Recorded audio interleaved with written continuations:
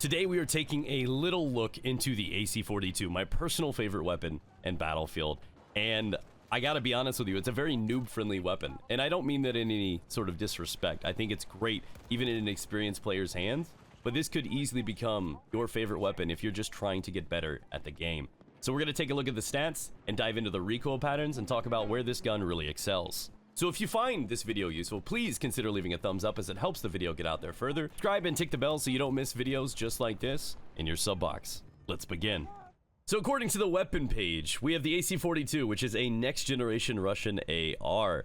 It utilizes a non-traditional bullpup layout to provide a compact frame without sacrificing barrel length and accuracy. The weapon tags are, it's a burst fire, and it has an extreme rate of fire. And that's not an understatement at all. Looking at the stats on this thing, the firepower is about mid-level, the accuracy is the highest out of the ARs, the range is the second highest, and the handling is about mid-level, meaning this gun is a little bit better statistically than the other weapons in the category. The rate of fire comes in at 1200, which is tied for the highest in the game with the K30, and is nearly double that of the other options, coming in at 650 and 750 respectively. The difference with this weapon compared to the rest is it is burst fire and single fire capable. The magazine size is not accurate. On this stat, with the extended standard, says it has 50 rounds. In the actual weapon stats, on the mag itself, it says it has 60. In reality, with the extended mag, I have 39 rounds, which is how I like to use the gun personally. Okay, so let's take a look at the recoil of this weapon. We're going to start with the hipfire capabilities. Reminder that this is with mouse and keyboard. I have no ability to test what controller will do. I do know that controller naturally has about around 20% reduction in terms of recoil, so whatever you see, expect it to be a little bit easier in general. So with this weapon, you'll notice that it has a little bit of an upward kick, but if I'm starting to spray, it's almost like a circular pattern with the AC-42. So you do want to continue to aim center mass because they kind of go outwards based on the performance of this weapon.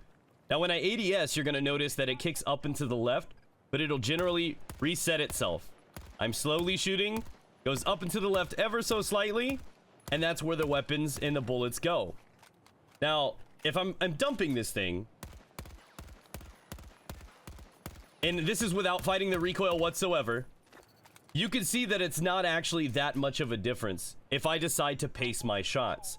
What this means to me is that if you are using this weapon in close quarters, just rip it, because there is not a major difference between the two. Whether or not I shoot and wait for it to reset, it does a lot of that on its own, almost naturally, and I want to talk about that here a little further.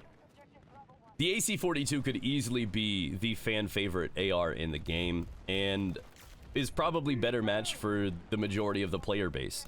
And I want to explain why.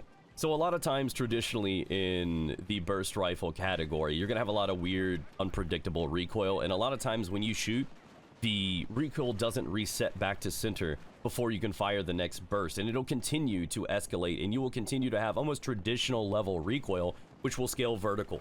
And you'll see this with the AK and the M5. They have consistent rates of fire that will allow the recoil to just keep climbing and climbing and climbing if you do not try to resist it and bring it back to center. This gun is unique because, though it is not perfectly synced up, it is so minuscule that you can just point at center mass and rip, and the gun basically fights its own recoil. Before you fire that next shot off, it is almost virtually recentered perfectly. And because of this, you don't really have to worry about recoil with this weapon. It makes it a great entry point for ARs, for people that are learning to get better at the game, or people that just struggle in general with management of recoil. This gun could help you out tremendously. Now, I'm not going to sit here and say it is perfect because of that. No, it does have a place in the meta, and honestly, it is better for most players than the other options in the AR category. Now, for those that are experienced and those that are willing to practice and learn the recoil patterns of the M5 and the AK, both of those guns are going to outperform this. You're going to get laser precision with those weapons when you practice the recoil patterns. But for being able to just jump in there and shoot, this may be better for controller players. This may be better for those that are growing and average and below average players. So if you haven't tried the AC-42 and you feel like this applies to you and you may be struggling a little bit with recoil and you find the others may be too much recoil, this might be the perfect middle ground for you. I'm personally in love with this weapon. This has been the first burst rifle weapon that I think I have enjoyed in probably nearly 10 years. The G11 from the original Black Ops is the only other burst rifle that I have really liked to this level. I love the gun. Out to about 40-50 meters, I'm comfortable with bursting it. Again, remember, the further out they go, you might want to slow down the bursts if you want. And honestly, one thing that I picked up as a habit, and I really recommend this because it's only a 5 to 6 shot to kill. If you want to, swap this over to semi-auto. You'll notice that I do it a lot throughout this gameplay. If I ever feel like they're getting a little too far out, and I know that this thing is going to burst, and I know I'm going to miss 2 or 3 of the bullets, I'm not going to risk chunking along. I'm going to take it into my own hands and semi-auto fire this gun 1 bullet at a time. And that is honestly, again, countering its weakness. This gun has that spread that you really can't realistically fight, even as a skilled player. It is not easy to do. And the burst just comes out so fast that it's hard to continuously fight that recoil and predict that movement. So, semi-auto is your solution. It will be your best friend. Other than that, this gun would actually not be very viable, but I want you guys to really utilize that and implement that into your gameplay to take your AC-42 skills to the next level. Do not be afraid to semi-auto this weapon. And that's it, ladies and gentlemen. It is very noob-friendly. It is very easy to use. It practically fights its own recoil. Not perfectly, but it does a really good job at it. The hipfire capabilities, honestly, are kind of like in a circle, so it is understandable and yet forgiving. You can absolutely dump into people with this thing, and that's what I would recommend you guys to do in close quarters. So I like the gun. It is not the greatest in close quarters. It is not the greatest in long range, but it is very friendly for those that are learning to up their game.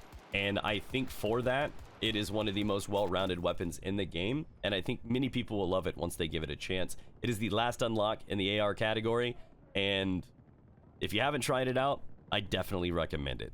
Thank you guys for watching. Subscribe for more, and I'll catch you with another Battlefield video tomorrow.